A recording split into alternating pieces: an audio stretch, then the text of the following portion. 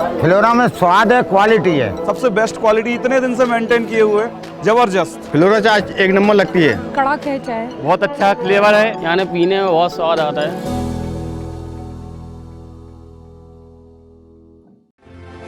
इस खबर के प्रायोजक हैं पूजा श्री डिटर्जेंट पाउडर व केक। नमस्कार, मैं हूं सुनील तिवारी और आप देख रहे हैं विशाल खबर।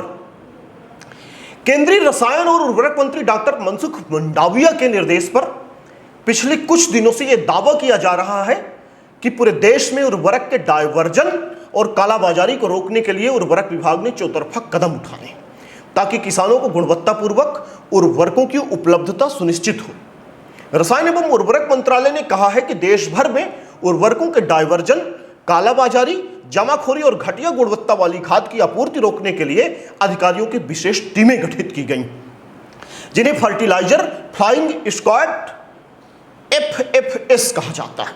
परंतु यह बिरसिंहपुर क्षेत्र सहित जिले में कितनी जांच और कितनी कार्रवाई की है यही जानी। पर अब बिरसिंहपुर में पुरुषोत्तम गुप्ता का वीडियो वायरल हुआ है जिसमें वह किसी किसान से कालाबाजारी कर रहा है। इसकी खबर चली तो DDA के द्वारा लाइसेंस निलंबित कर दिया गया, जबकि कायदे से लाइसेंस निरस्त कर FIR कराना चाहिए। साथ ही prevention of black marketing and maintenance supplies BPM अधिनियम के तहत भी कार्रवाई होनी चाहिए और इस बात की जांच होनी चाहिए कि जो खाद बेची जा रही थी वह वास्तव में सभी मानकों को पूरा करती है कि नहीं, वह किस कंपनी की थी, क्योंकि लगातार नकली यूरिया बनाया जाना और बेचा जाना भी किसानों के लिए चिंता की बात है। खबर में हमने एक वीडियो दिखाया था जिसमें पुरुषोत्तम किसी किसान से अधिक पैसा लेकर खाद बेच रहा था। बाद में जब किसान यूनियन के अध्यक्ष राम मनोहर की नजर पड़ती है तब वह उसका पैसा वापस करवाते हैं और पूरे मामले में व्यापारी को भी खरी खोटी सुनाते हैं। पूरे मामले का वीडियो भी वह बना लेते हैं। जब DDA मनोज कश्यप के संज्ञान में मामला आता है तो वह पुरुषोत्तम गुप्ता का लाइसेंस निलंबित कर देते हैं। वास्तव में जिस तरह से DDA के द्वारा कार्रवाई में तत्परता दिखाई गई वह काबिले तारीफ है। DDA धन्यवाद के पात्र भी है, क्योंकि कई बार कोई अधिकारी इन व्यापारियों पर कार्रवाई कर ही नहीं पाता, कारण कि सफेद पोस्ट का संरक्षण होता है व्यापारियों को।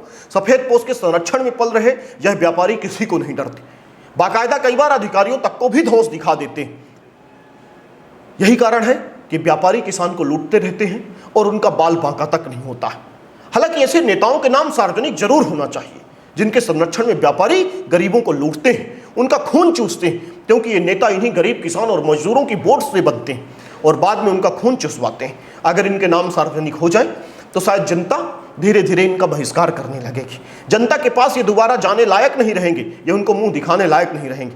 हालांकि तमाम समस्याओं के बाद भी पुरुषोत्तम गुप्ता के लाइसेंस का निलंबन हो गया।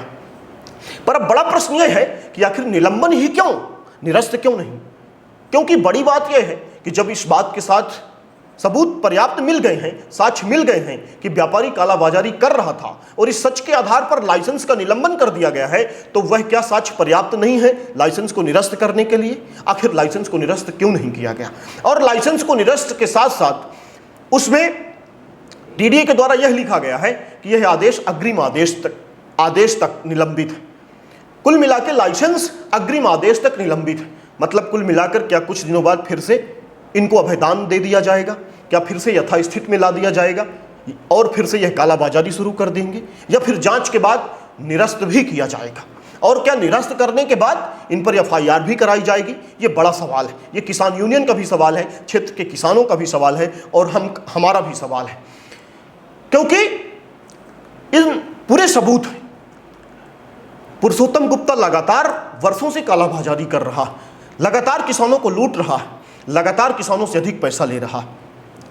जब DDA के द्वारा लाइसेंस निलंबित किया जाता है और वहां जांच टीम भेजी जाती है तो जांच टीम ने जो कार्रवाई की वास्तव में मजेदार है। आपको बताएं, पूरे मामले में मजेदार बात यह है कि जब इस मामले की जांच करने वहां पर स्थानीय ग्राम सेवक के साथ उर्वरक निरीक्षक एवं वरिष्ठ कृषि विकास अधिकारी मझगांव अशोक निगम पहुंचे तो इनकी जांच ही पूरे संदेह के दायरे में रही। जब हमने इनसे जांच का पंचनामा मांगा तो इन्होंने कहा कि अभी पूरा नहीं भरा, बैठकर भरेंगे पंचनामा। इनका कहना भी सही था, क्योंकि पंचों के दस्तखत सबसे नीचे निगम जी करा लिए थे, पर लिखे मात्र इतना थे कि आज हम जांच करने यहाँ सोशल मीडिया में वायरल वीडियो के आधार पर आए। पर क्या जांच किए, क्या उन्होंने देखा, क्या पाया, वो कुछ नहीं लिखे थे। जब हमने उनसे सवाल किए, हमने उनसे पूछा, तब भी वह नहीं बताए, बीच में खाली छोड़ दिए। और वो पंचनामा देना भी उचित इसीलिए नहीं समझे क्योंकि उसमें उन्होंने लिखा ही नहीं था कुछ।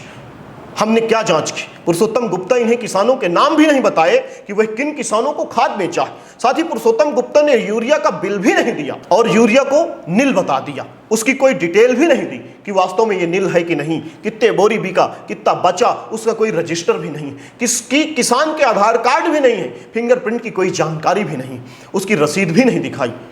बड़ा प्रश्न यह है कि कैसे क्लियर होगी जांच, कैसे वास्तविक जांच आएगी? क्या वास्तव में अगर मशीन नील बताती है तो रसीद नहीं निकलती?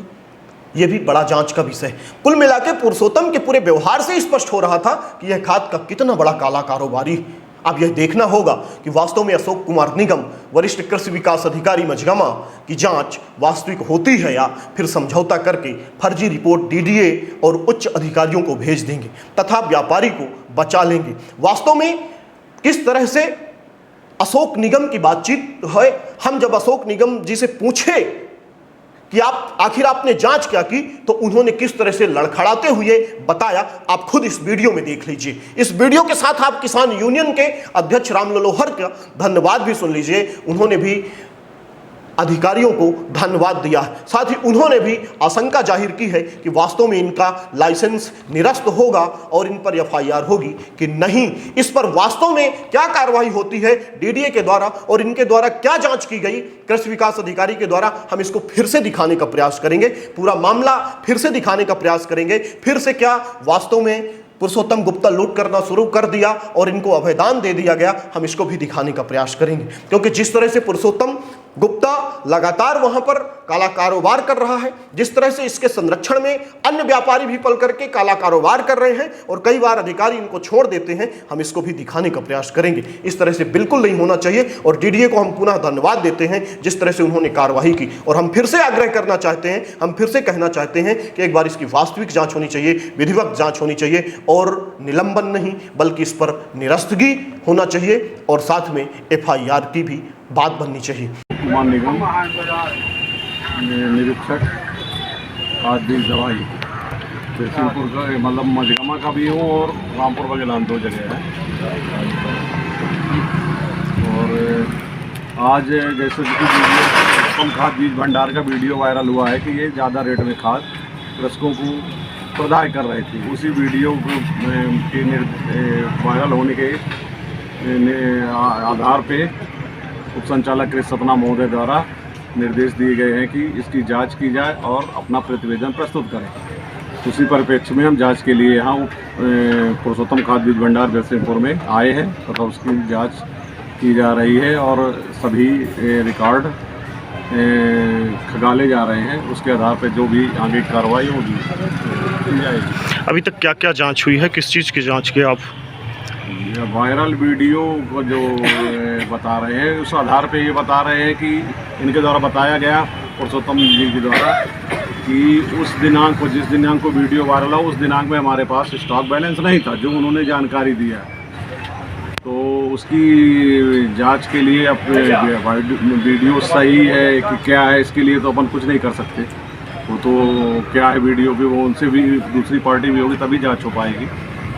और उस आधार पे इसके कागज वगैरह सब कलेक्ट किए जा रहे हैं, उसके आधार पे कार्रवाई की जाएगी। कितना स्टॉक था इनका और कितना इनने बेचा और किसको किसको कितने लोगों को बेचा, ये क्लियर हुआ क्या अभी तक? ये नहीं हो पाया अभी। स्टॉक तो 560 बोलते हैं, स्टॉक की उन्होंने जानकारी दिया है। किसानों की संख्या भी क्लियर हुई क्या? किसानों की संख्या नहीं क्लियर हुई,